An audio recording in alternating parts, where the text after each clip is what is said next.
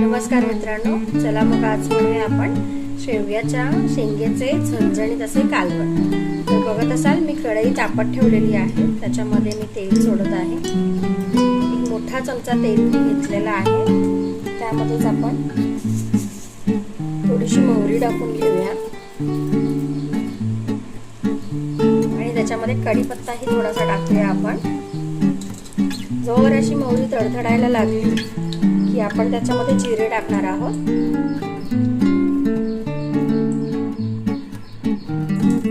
मोहरी तडतडते तर आपण लगेच जिरे टाकून घेऊया। नंतर बारीक चिरलेला आपण कांदा याच्यात टाकणार आहोत। थोडंसं आपण मीठ टाकून घेऊया। कांदा हा अशा प्रकारे लालसर होईपर्यंत तुम्ही भाजून घेतला असा तर त्याच्यात आपण लगेचच टमाटे टाकूया।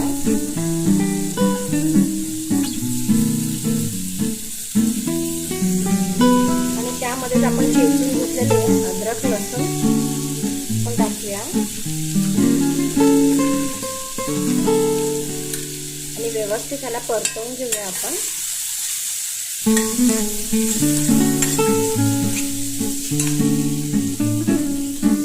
टमाटा थोडासा मऊ व्हायला लागला की आपण थोडीशी हिंग टाकून घेऊया। त्यातच एक चमचा आपण धने जिरे पावडर टाकूया। अर्धा चमचा आपण हळद टाकूया आणि एक मोठा चमचा आपण लाल तिखट टाकूया आणि व्यवस्थित मसाले परतवून घेऊया।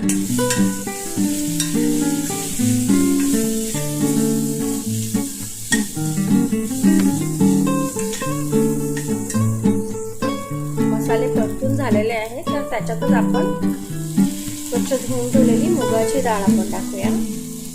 मी सहसा तुरीची डाळ वापरत नाही, तुरीची डाळ जराशी पोटाला जड जाते पचायला, म्हणूनच मी मुगाचीच डाळ वापरते।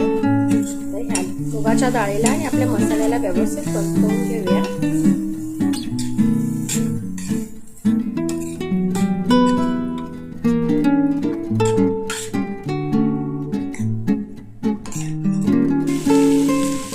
डाळ ही व्यवस्थित परतवून झालेली आहे तर आपण आता शेंगा याच्यामध्ये टाकून घेऊया। शेवग्याची शेंगा आहे, तिला व्यवस्थित कापून त्याच्या साली साईडच्या मी काढून घेतलेल्या आहेत, तर ह्याला पण आपण व्यवस्थित परतवून घेऊया। खायला खूपच छान लागते डाळ। नेहमीचीच डाळ खाऊन खाऊन अगर तुम्हाला कंटाळा आला असेल तर नक्की अशा प्रकारे शेवग्याच्या शेंगेची डाळ बनवून बघा। तुम्ही भाताबरोबर, चपाती बरोबर, भाकरी बरोबर, कशा बरोबरही खाऊ शकता।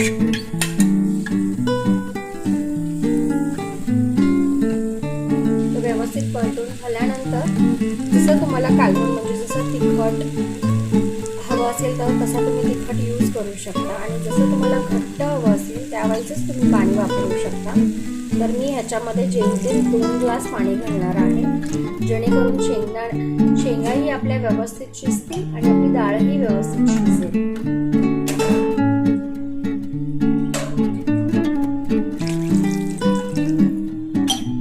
आणि ह्याला व्यवस्थित 10 ते 15 मिनिटं आपण शिजवून घेऊया।